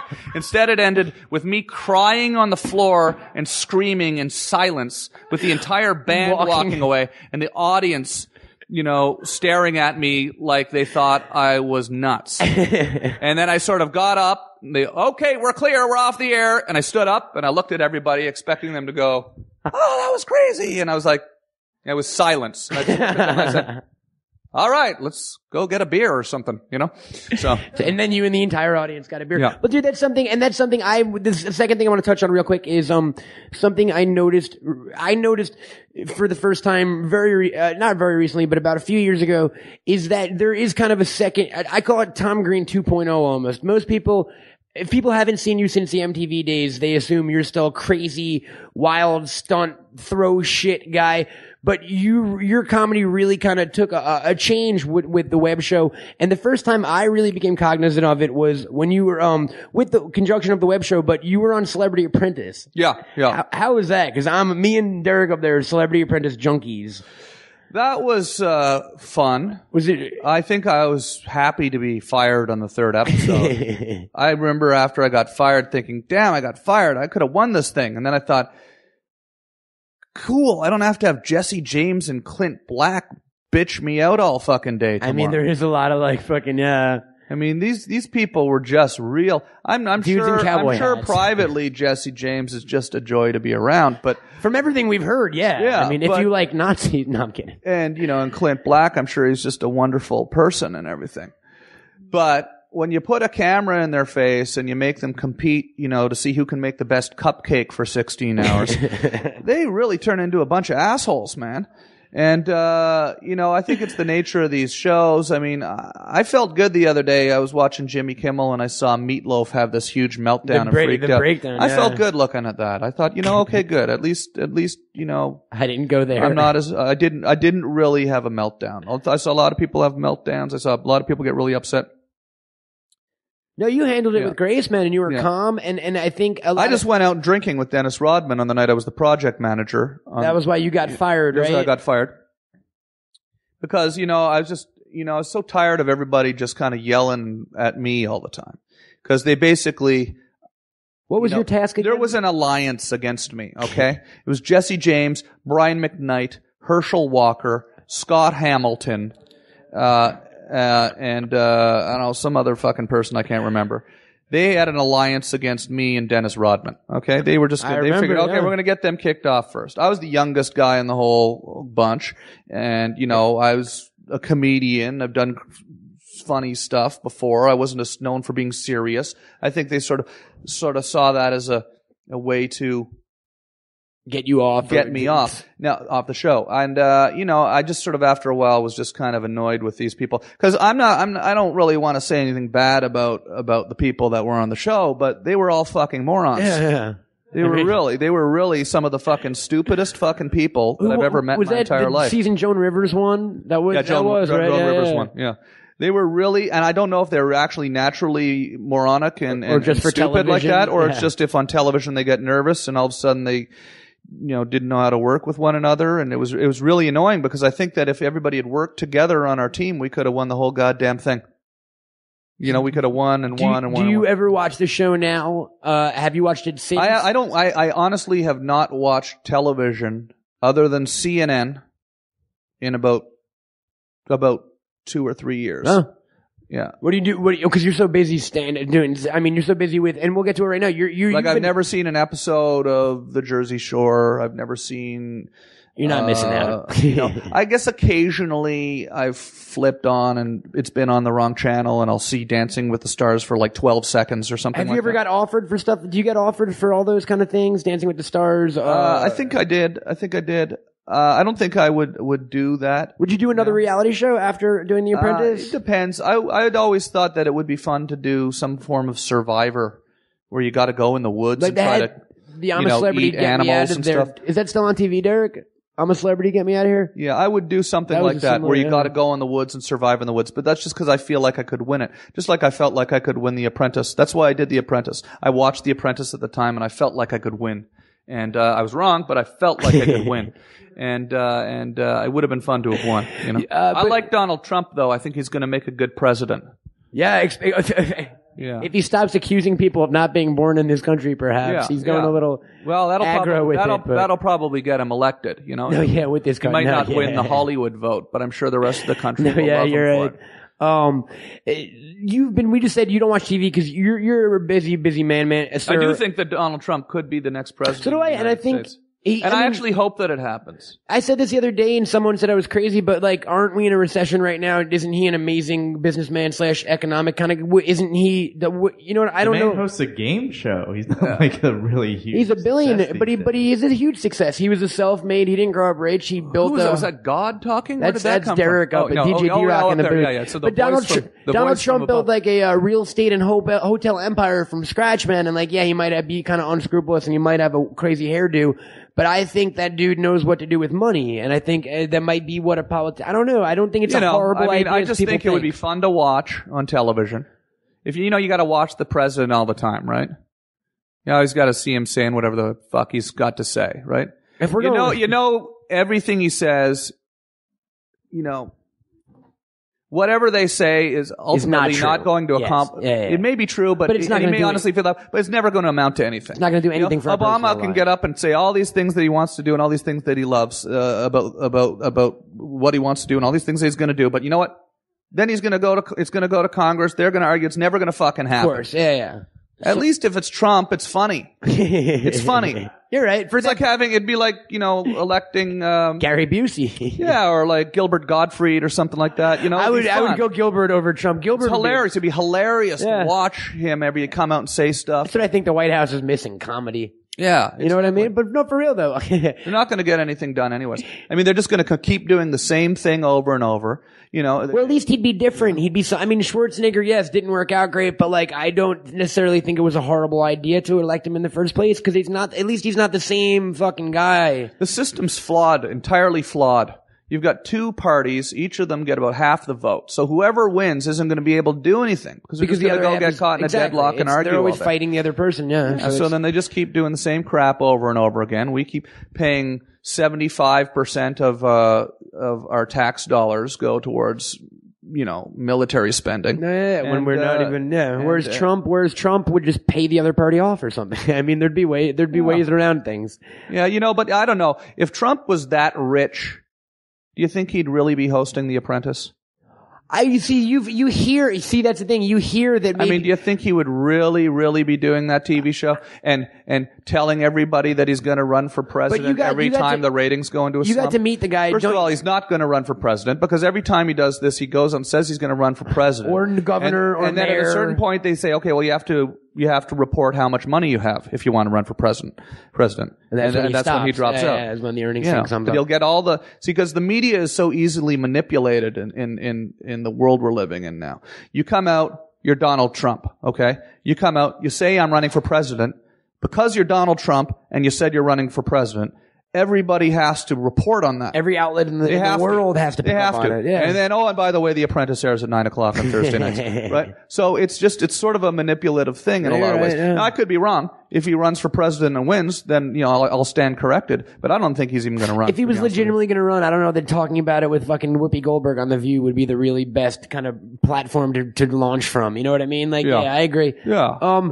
You said you don't watch television. You're a busy man. Over the last few years, it's not so much that I'm busy. It's just that I just don't really like it anymore. No, honestly, I don't. There's nothing. I start to watch television. I get angry now because it's just so frustrating that, you know, you turn on and I think I probably would like the Jersey Shore because I've seen a few minutes of that and I was. Well, I was actually. But I mean, like I watch these Housewives of Orange County, or it's just crap. It's just complete shit. I meant to ask, what do you think? Do you know anything about the current crop of comedy? I know a lot of people have asked. Some people asked me to get your opinion on Daniel Tosh. I think the guy's name is that. Oh, yeah, I think he's funny. Tosh 2.0 and stuff like that. I mean, there's that kind of young. I think he's funny, but I watch so much web video anyways that it doesn't make sense for me to go onto television to watch web video. It to you. I'll just watch it. I never got. He's a funny guy, but I don't watch a show because I could just do it. No, I really like that show though. I do like that show. But I just once you get in the habit of not watching television, then I tend to not see that show either. Do you read a lot? Shit like that? What do you do in your free time? I do read. I read quite a bit. I read a lot of, you know, biographies and history books. That's what I'm big into. I'm reading a book right now called Collapse, How Society, it's all about how societies collapse. Same guy who wrote that Guns, Germs, and Steel book. Really, really good. Yeah, no, I'm reading Cars and Trucks and Things That Go, by Richard Scarry. I like me some Busy World. I played a Richard Scarry video game in the past week, so we don't have to. I actually read an interesting book recently called The Secret History of the CIA, which is a really interesting book. It's about the secret history of the CIA. Well, you're into conspiracies a bit too, right? You've touched on that. It's just interesting because, you know, it really shows you a really sort of microscopic view of how bureaucracies work in the government and specifically in the CIA, obviously. And, you know, it reminded me a lot of the television industry, where you have all these executives in the television industry. See, this is the way the television industry works, okay? You've got all these executives that work at these networks, and a lot of them, not all of them, there's some great executives out there, but because there's so many channels, right, it's watered down. And so, you know, for a lot of the time, you've got all these people, and they're clamoring over each other for promotions, right? And if they do something wrong, they're going to get fired, and they're not going to get the promotion they want. So it makes them kind of a little bit less risky, I think. Trying anything, they're afraid when it comes to comedy, you know. And so you get into this, they get into this habit of, if something works, then let's make another thing exactly like that. And that's why you always see a show comes out and then 3 more shows come out that are exactly like it, right? So, you know, I think it's stifling for creativity, you know, and, you know, in the CIA, same thing happened. You have all these bureaucrats trying to get promotions, right? So then they end up making fundamental errors in the way that they, you know, they're running just to get ahead. Shit. Yeah. Mm-hmm. It's like lack of creativity translates to lack of kind of operational integrity. It's a really interesting book. It's an interesting book. And that's the thing. You cut away that kind of bureaucracy from your own life, and you did something pretty goddamn original a few years ago. You started your own web channel, right, sir? Yeah, my living room. Yeah, TomGreen.com. TomGreen.com. You do a bunch of different shows on there. There was Tom Green Late, right? There's the Late Night Show. There's Tom Green, The House Show, stuff like that, right? Yeah, absolutely, yeah. And I love doing that. And you do it from your living room, literally. Like you have, this, if people haven't seen it before, everyone go check out TomGreen.com, of course, and there's tons of videos from the past few years, but you do the show literally in your living room. Like you don't have a living room anymore. I built it to look like Johnny Carson's set. And it's a lot of fun, and we've done hundreds of shows, and you can watch them all on there for hours. You can entertain yourselves for hours on the site. You've rapped on there, which I've rapped on there with Exhibit. That went viral. You freestyled, It's got 5 million views on YouTube now. You did was it Bring the Noise with Flavor Flav? That was absolutely, huge. Which was a huge, exciting moment for me because I grew up loving Public Enemy. It was my all-time favorite musical act. But you did an episode with Bobby Lee where he got naked. Yeah. Oh yeah. There's been some crazy stuff. Steve-O from Jackass has been on there. A lot of the Jackass guys have come on. Wee Man, Preston Lacey, Dave England, Steve-O. You've had everyone to like Alan Thicke was on the show, right? Alan You've Thicke, had everyone from Jackass. Alan Thicke from Jackass. Not Alan Thicke from Growing Pains, but the other Alan Thicke from Jackass. No, Alan Thicke from Growing Pains, actually. We've had Ed McMahon, and we've had tons of great people. Kathy Griffin, Jimmy Kimmel. That's cool, man. And, so it's been fun. But, the thing is that's why I'm really enjoying doing stand up, because that's what I've been doing that this show transitioned into that, and right? people call into my show on the web, and I recognize people on Skype, right? I've been talking to people on Skype for 4 years now, and I actually recognize people. And then as I tour around, I'll be in Pittsburgh or Sydney, Australia, and I'll see a guy in the front row, and I'll be like, where the fuck do I know that guy from? Oh yeah, that's the guy that called in on Skype when Harland Williams was there doing Raspberry Eyes. Man. Yeah. So that's cool. So that's where you're at now. You transitioned. You still do shows sporadically on the website. Yeah, right? and I'm going to be doing a lot more shows this year on the website. Coming up on Tom Green. I've just really taken the last year and a half to really focus on figuring out this whole stand-up comedy adventure that I'm on, and I've really had a great time doing that. I've been around the whole world now. I've been really focusing on writing my show. And I mean, I'm doing shows at Flappers. You got Flappers this weekend, absolutely, in Burbank. But I just got back from Afghanistan. Yeah, I was going to say, when you say around the world, you've done Australia. You literally just got back from doing a show for the troops in Afghanistan, right? Yeah, in Afghanistan 2 weeks ago I was there. How was that? So I had this nice tan. Right? Yeah. Was that crazy? I mean, you can't say like where you went or anything like that. Hold your mic close to your mouth. Yeah, I got it. What the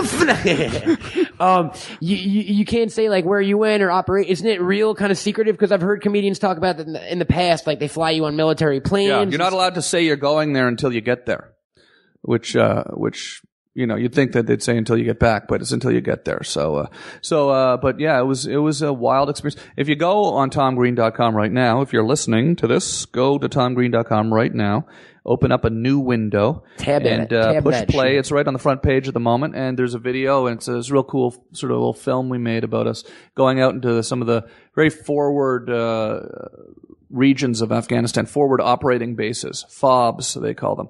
And we went out there to there's 100 guys holding down a mountaintop, defending a mountaintop, and we're out there in the middle of nowhere, and it was doing comedy for them, or those things we just kind of go out and goof around a bit and hang out for a bit. And then I did a big show in Kandahar at the main base in front of about 5,000 military guys. That's crazy, man. Yeah, and it was American, Canadian, Australian, British, French troops. And you've only really been back in the stand up game for about a year and some change now, and you've got an hour. You said you do over an hour. You're yeah. I mean, I tend to do usually about an hour and a half, maybe an hour and a half sometimes. How have you been? An hour and 15 minutes is usually what I like to do. How have you been finding it? Just being on the road again. I'm sure a lot of people are excited to see you because they haven't seen you since the TV. You know what I mean? Yeah, I'm sure you get a lot of that. It's been very addictive. I can't stop. I love just getting out there and getting up in front of the crowd and feeling that adrenaline rush of a live performance. Have you ever bombed? I don't know if that's the right word to say, but have you had off nights where you could feel something? Or? I have never bombed. Now, I don't like to say that because, then it sort of feels like it might jinx it. Like a knock on that cross. Yeah. Is there a cross to knock? Yeah, there's a giant cross over there. Oh, yeah, I should knock on that. Knock on the crucifix. I have never bombed. I've had nights that have gone a little bit softer than others, but I've never bombed. It's never. But you can tell when the energy's there, you can feel it. It must be. Certainly in the first few months, there'd be nights where I'd feel the energy was a little off, and then I've learned what to do. If you're starting doing stand-up comedy, okay, let me give you a whole bunch of really quick tips right now, okay? Tips that you'll never hear from anyone else anywhere else, okay? So when you're doing stand-up comedy, you get up on stage, okay? First of all, make eye contact with everybody in the audience as you're talking, okay? Don't look above the audience into the lights like I've been doing for this entire podcast, okay? But you look at people, make eye contact with the people when you're delivering the punchlines, okay? That's the number one thing. Then, when you get in a situation, which always happens, especially at first when you're not maybe doing as well as you'll eventually do, right? You could be killing. You could be just murdering it, just destroying, but there's going to always be, or often there's going to be one guy in the audience who's just having a bad day, right? Yeah, you can see, yeah. And just, if you look at that guy and you let it bother you, it can take down the whole show. So I would suggest just ignore that guy for the rest of the show. Don't look at him. Don't let it bother you. Definitely don't go after him or call him out on anything. Just because nobody else in the audience knows that this guy's not laughing, right? The guy probably could have, his dog could have got run over by a car that day. You don't know what happened. You could have gotten dragged out there. never stop talking. If something doesn't go well, and if you tell a joke that usually gets a laugh, it doesn't get a laugh. Just tell your next joke. Don't react to the lack of laugh. Don't sort of, oh, geez, that one normally gets a better laugh. I heard someone literally do that in the past week. Say that one usually gets about 80%. Don't do that. It's such a arrogant, instinctive thing to do, to sort of apologize for something, because then you basically have just told everybody that the joke bombed. Whereas if you just keep talking and tell your next joke, people might have not even known that was your punchline. Well, when I first started this podcast, my co-host Jesse, who lives in Alabama now, he had a bad habit of being like, "Oh man, shit, this ain't going so well now," and I'd be like, "Dude, don't tell them that, because they don't know that yet." Yeah, they don't know. You put the seed of idea in their heads, and then they start going, "Maybe this isn't going well. Maybe he is bombing." I totally get that. Yeah. If you have a drunk person who's sort of heckling or yelling or saying stuff, ignore them for a little bit, because usually what happens is you'll get some drunk. Usually it's some drunk girl is usually what it is. Usually drunk girl sits in the front row with her friends or with her boyfriend, and she's used to being sort of one of these sort of center of attention kind of people, right?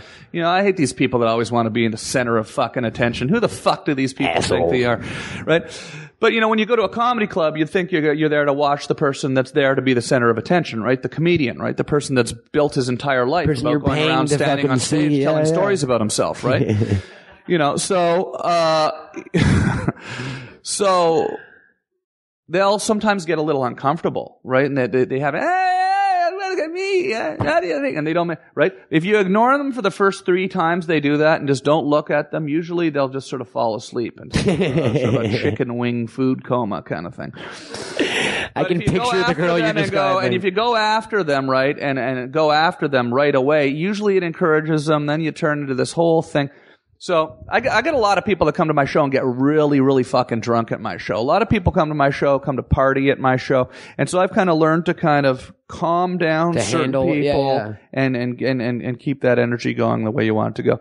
But, this is just kind of, everybody's got to go sort it out and figure it out. I would recommend reading a book by Steve Martin called Born Standing Up, which is an amazing book about how to do stand-up comedy. I've read it several times now, and I'm definitely stealing all of Steve Martin's ideas out of that book for sure. You folks can check in on everything Tom has learned and taught you here today. This weekend at Flappers. At Flappers in Burbank. Absolutely. And you can check out, follow, where can people find you, sir? What do you got coming up? Anything you're excited about? Anything you want the people to know? I am just, honestly, basically for the next few months, I'm just going to keep, I'm going to be on the road pretty hard. I'm going to be in Pittsburgh next week. Then I'm going to be in Edmonton, Canada. Oh, someone asked if you had UK dates coming up.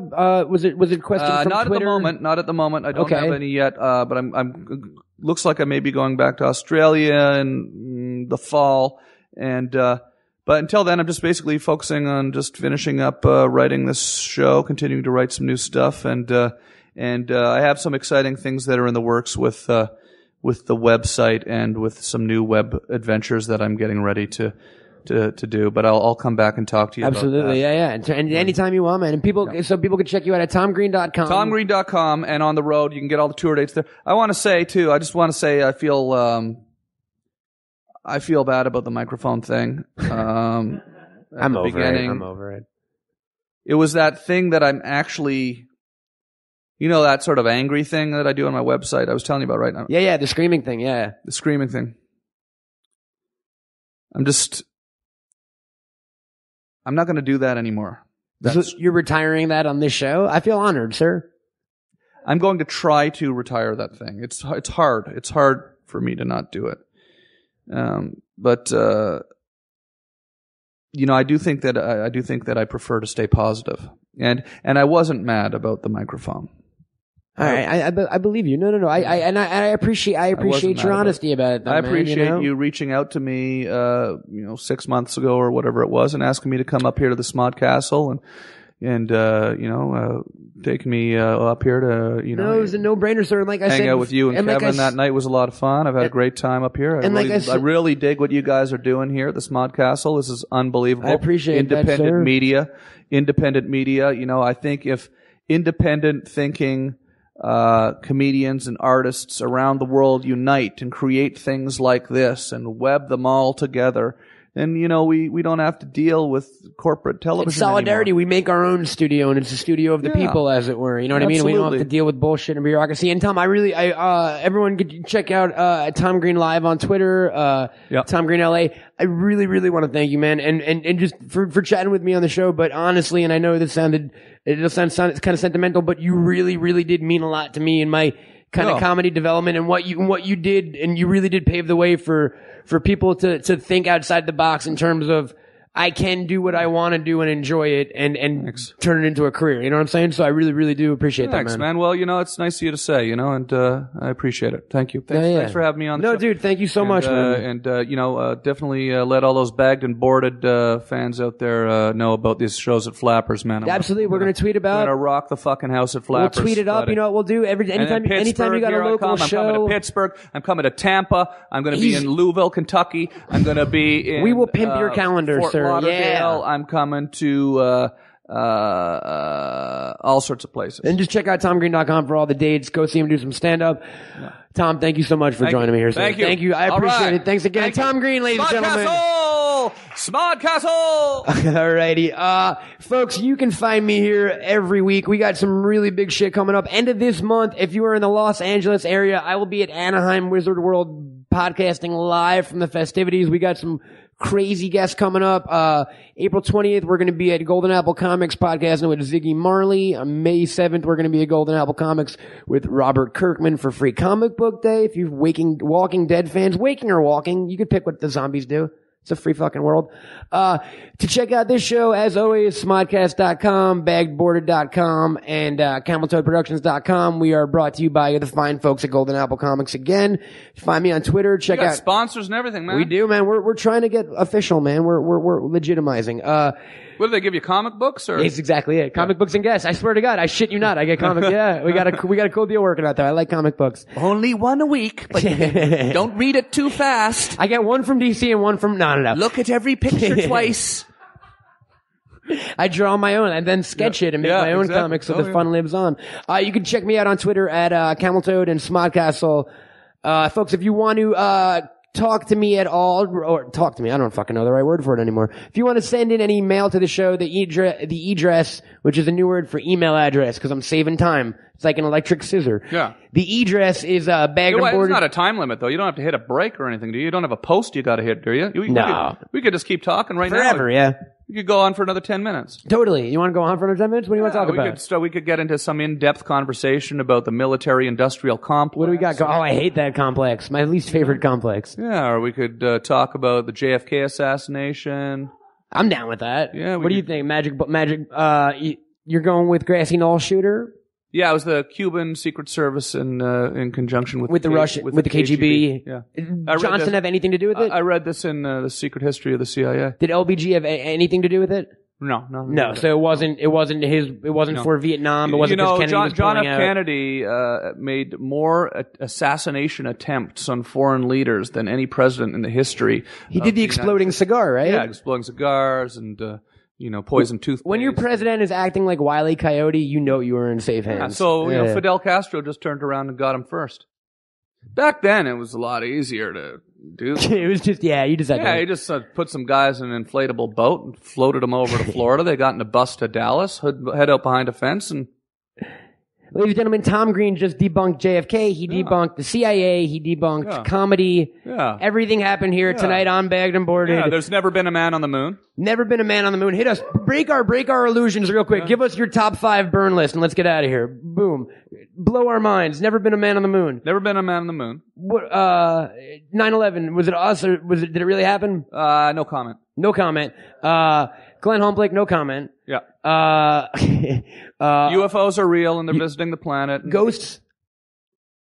Ghosts, no. There's no such thing. Okay, Bigfoot? Yes, that's true. Okay. And, someone hit me. Let's get a fan one. Anyone shout out the last one. Loch Ness Monster Loch Ness true. Monster. Loch Ness Monster is true. Loch Ness Monster is true. What? That's Yeti. the same thing as Same thing as Bigfoot. Bigfoot. Same thing. Thing as Bigfoot. Yeah, I same didn't need to go to the audience on that one. So their actually, in teeth are retrospect. slightly longer, but There was a rumor that Clark Gable killed a guy and that the MGM covered it up. Is that true? On a boat, right? He was there was the variation I heard is that he was a drunk driver and then he hit somebody. Oh, really? Is that true? Yeah, no, sorry. It might have been Randolph Hearst that shot somebody on a boat. You know, there's a great book Or Natalie about Wood. that. I'd never heard that one about Clark Gable, but yeah, I believe it too, and I don't know anything about it. I believe that. So now, Yeah.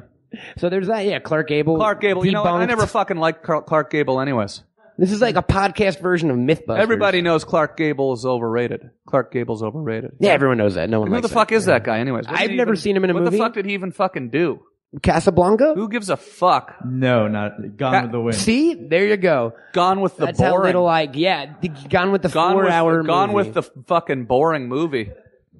And we are gone with it. And gone with this podcast. Tom, thank you again for joining Thank us, sir. you. Well, Thank you dude, very much. anytime you want to come back, we can talk about whatever. We could do an hour about Gone with You the got Wind. somewhere you got to be or something? No. Just time wise, I get yelled at. I indulge a little bit too long. I go a little too long sometimes. So I'm trying to Is the hard drive running out of keep space? everyone or something happy. like that? No, it's a server, man. Smodcast servers. We got a lot of shows going on. I gotta share the wealth. Oh, I see. I gotta share the wealth. And as you did with us tonight, and I really appreciate you being here again. Tom Green, ladies and gentlemen, Thank give you it very up. much. Thank you very much. Ladies and gentlemen, I'm Matt Cohen. It's been bagged and boarded, and it's been I'm real. Tom What? What? Yeah! Bagged and boarded.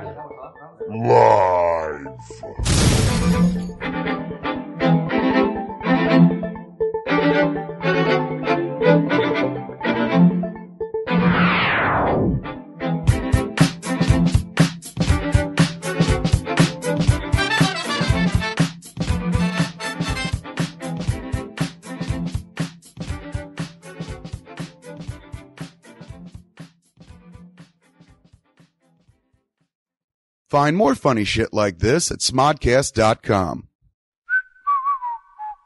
Hi, I'm Kevin Smith. I'm Jen Schwalbach. And here's what's happening every day at smodcast.com. On Sunday, it's me and Scott Mosier doing the original Smodcast. On Mondays, it's Hollywood Babylon with Kevin Smith and Ralph Garman. On Tuesdays, it's Blowhard with Malcolm Ingram.